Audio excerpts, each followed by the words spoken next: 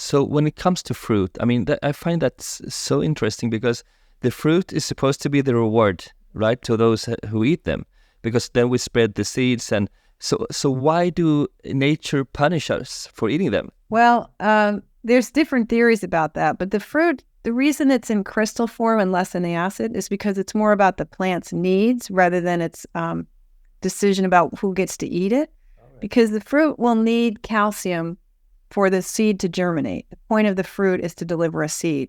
And when the seed germinates, it can liberate calcium from calcium oxalate crystals. And then that uses that calcium as a cofactor in enzymes that allows the seed to grow into a sprout and eventually a full plant. And in the meantime, like in the blackberry seed, I have a picture in my book. The crystals that hold that calcium are forming a ring around the outside of the seed, kind of near the sort of bran layer of the seed. And that's creating a nice, hard, protective shell. Like an egg shell is a hard calcium shell. So you can create a calcium shell that helps make that seed firm and sturdy and dormant, and you're providing calcium later. So the fruits need the crystals for their metabolism and their survival. So you mentioned foods that are high in oxalate. For example, spinach. I think spinach was the first one you mentioned. So I suppose it's very high in oxalates, right? And since I was a child, the spinach was like the number one food if you want to get iron. And Popeye, we know that Popeye was always eating spinach. The oxalates, as far as I understand it, they make it very hard for us to absorb the iron in the spinach. Is that right? Yes, it is. It's more of an effect on the calcium and maybe the magnesium than even the iron. And the whole idea that spinach has a lot of iron is a mistake. The idea that spinach is safe for us to eat was proven to be false in the 1930s, that it was quite dangerous because it has such an effect on the calcium in the body that it's dangerous for children especially and shouldn't be fed to children. We knew that in the 1930s. But we don't know it now. So how do the effects of oxalates differ across various stages of life, from young children to older people? Anyone who's in a frail and growing state of life is going to be more vulnerable to all toxins, including oxalate. And unfortunately, oxalate passes through the placenta and through the breast milk. So it's possible to be overexposed to oxalate in utero as a fetus. It's possible to be overexposed to oxalate through breast milk.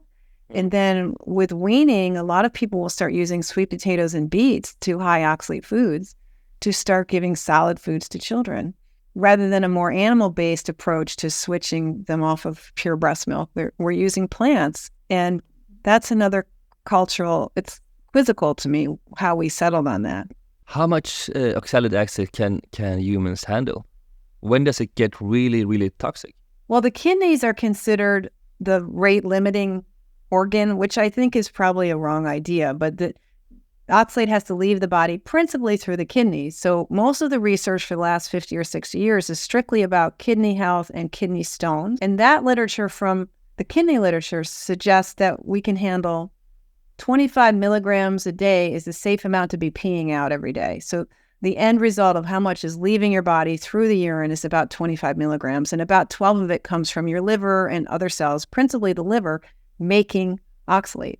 So if what's left over is 12 or 13 milligrams of oxalate, and you're absorbing 10% of it from your food, then you only get less than 150 milligrams from your diet before it's contributing more than you're designed to handle.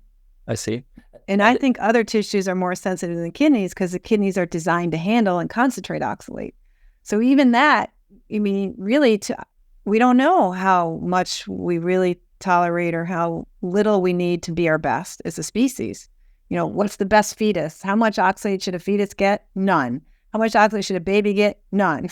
There's no reason to suggest that we should be cavalier about a toxin that's so optional. We shouldn't eat any at all. Is that your... Ideally, but we do. Yeah. Because we do, we're stuck with them, and we need to keep them around in our diet a little bit because we've been, as a species lately, we basically can't get through our fetal development and our childhood without peanut butter and potatoes and you name it. Okay, so when you mention 125 or 150 milligrams, how much is that? How much is it, for example, in some spinach or almonds or dark chocolate? Just so that people can understand how much we're classic talking spinach about. salad is going to have between 400 and 500 milligrams. Wow. In your classic smoothie that has spinach and a little bit of almond milk in it and maybe a little teaspoon or two of peanut butter, it's going to be close to 1,000 milligrams of oxalate. Wow. So that's 8 times what you're built to handle. And people start doing that every day. That's completely toxic. Want to learn more about oxalates? Check out Sally K. Norton's full interview. And if you're curious, dive into the other episodes too. Don't forget to subscribe and share your thoughts in the comments.